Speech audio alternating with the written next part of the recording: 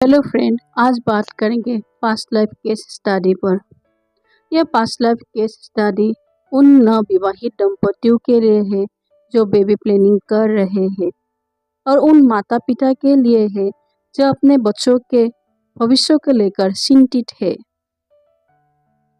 जब एक बच्चा जन्म लेता है तो वह घर के माहौल को बदल देता है, लेकिन अगर वह बच्चा किसी ट्रॉमा या भावना के साथ जन्म लेता है तो उसका भविष्य कैसा होगा। मैं आपके सामने एक ऐसे ही पास्ट लाइफ केस स्टडी प्रस्तुत करने जा रही हूँ जो आपको इस प्रश्न का उत्तर देने में मदद करेगी। मेरी सब्जेक्ट एक महिला है, उनका एज लगभग 32, जो अपनी माँ के साथ भावनात्मक रूप से जुड़ने में असमर्थ है। उसका सवाल है, माँ मुझे प्रेम क्यों नहीं करती?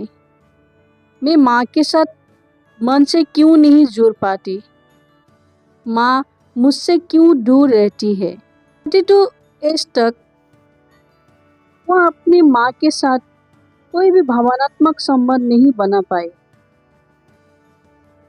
वह अकेली रहती है और अपनी माँ के साथ खुलकर बात नहीं कर पाती।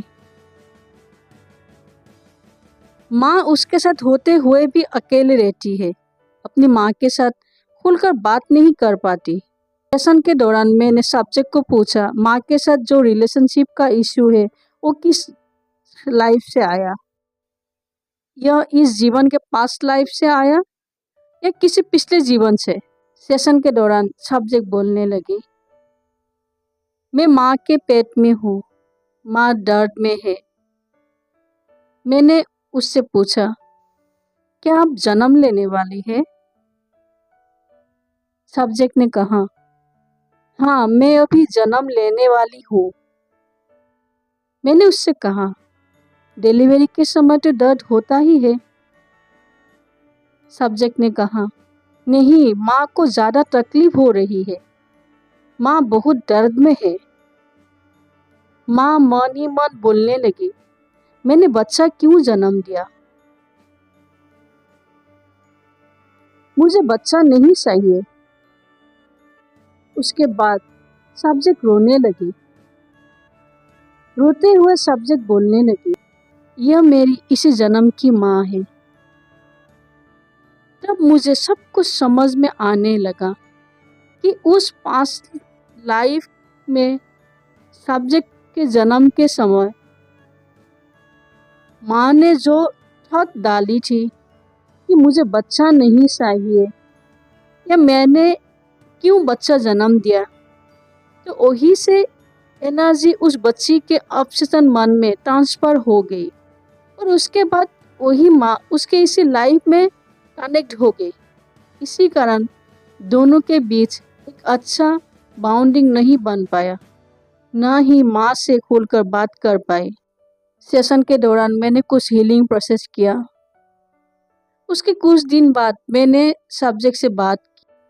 सब्जेक्ट ने बताया कि उसकी माँ उसके प्रति अधिक सहज होने लगी, उनका रिश्ता बदल गया, एक नया भावनात्मक जुड़ाव बन गया।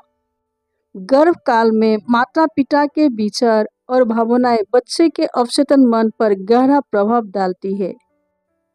अगर माता पिता संतान की योजना बना रहे हैं तो उन्हें अपने विचारों और भावनाओं को पॉजिटिव रखना होगा।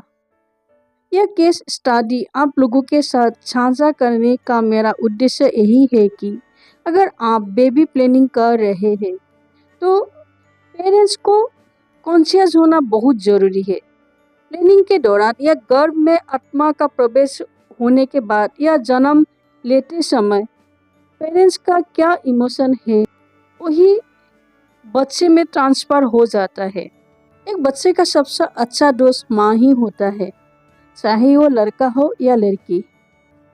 पेरेंट्स जो बच्चे प्लानिंग कर रहे हैं, आप लोग इस बात को ध्यान दीजिए ताकि एक स्वस्थ और हेल्थी बच्चा आपके घर में जन्म ले और उस बच्चे का भविष्य अच्छा रहे और उस बच्चे के भविष्य में इस तरह का कोई भी प्रॉब्लम ना आए। पास्ट लाइफ रिग्रेशन से हम अपने जीवन में चल रही अनसुलझी समस्याओं की जड़ तक पहुंच सकते हैं और उन्हें ठीक कर सकते हैं। जो रिश्ते बिना किसी कारण तनावपूर्ण लगते हैं, उनके पीछे पिछले जन्म के अधूरे कर्म हो सकते हैं। क्या आप भी अपनी जिंदगी के अनसुलझे सवालों के जवाब चाहते हैं? क्या आप जानना चाहते हैं कि आपके रिश्तों की समस्याओं की असली वजह क्या है? क्या आप अपने कर्मों को ठीक कर जीवन में सकारात्मक बदलाव लाना चाहते हैं? तो जुड़िए हमारे पास्ट लाइफ रिग्रेशन सेशन में और अपने जीवन का एक नया अध्याय शुरू करें। अगर आपको यह केस स्टडी पसंद आया तो इस वीडियो को लाइक करें, अपने दोस्तों और परिवारों के साथ शेयर करें और चैनल को सब्सक्राइब करें। धन्यवाद।